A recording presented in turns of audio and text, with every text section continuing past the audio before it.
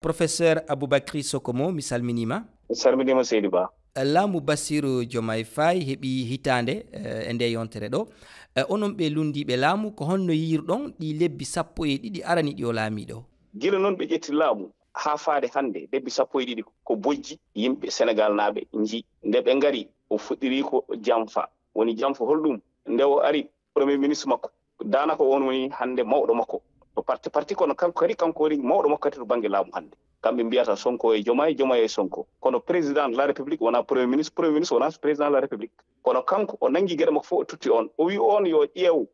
to jooɗi ɗo jooɗo ɗon donc kamɓe koye campagne électorale ɓe goni guila ɓe puɗɗi o iddi ko wiide premier ministre makko to yaha assemblée haalda e wonɓe toon ɓe gati ɗum wonɓe toon ɓe ko kañumen ɓuuri ɓe heewde on jooɗi wi ma on goƴe koye mon ko wona jooɗade ɗon padani o waɗi décret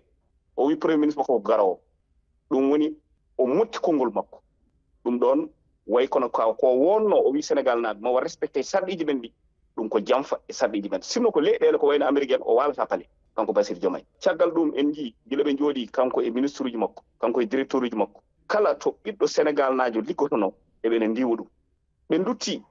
o nuli premier ministre makko so kanko nulimo so nulanimo kono ko kamɓe gondi hen o wi kala ko cour des comptes woni dental ñaawirɗe e ngalu meɗen o caatino gila 2019 ha 2023 o wi ganduɗa hoore ɓe mbi ɗum ɗon foof ko fenade kala ko waɗa hen kamɓe mbiyata ɗum falsification des chiffres e français ɗum waɗi hande Sénégal naate e guuta naate e caɗele hande Sénégal natti jogade e teddungal e aduna somi rendini laamu ɓeeɗo ko laamuɓe mbawa ɓe dutti ɓe jaltini ko wayno référentiel to ɓe payi e duuɓi 5 ɓe mbini haɓe jaaha ha duuɓi capanɗe woni 25 ɗo ha 2050 mo wawa jippinde e nder lebbi 15 ha nder fayi on ne wawi yaade ha 2050 wawa wonde donc ɓe nangi fewnunoɗo PSE ene wiye Pierre Ndiaye ko on ɓe gaddi fewnitini ɓe woni oɗo référentiel gila ɓe puɗɗi golle mabɓe kala projet mo président Macky Sall e gouvernement mo wappuno ɗo on projet ɓe goni continde hande en jii ko julde korka ɗum jattuɗen kono julde korka nde en jiino yaari joom galleji en paayi hen joom galleji en goyi hen joom galleji en dokki ko ñaami dokki ko jaɗi en jii encore premier ministre ene wi kañum woni patron ministre de la justice so wimo yo waɗa mo foti wadde haqqillam rutto e l'honorable député Farba Ngom e maire des Agnam ko ɗon premier ministre waɗi campagne électorale wiya wonta wadde mbaɗa waɗi garantie a wonta wadde campagne so Allah jaɓi ɓe nangimo ɓe nanimo kaso waɗi noon e Lat Diop ko noon wino ɗum e woɗɓe e nos hommes d'affaires Tahirou Saren Samuel Saren Amadane Saren ene wayno leydi mboɗo wawi ɗimde ne wayno leydi gasa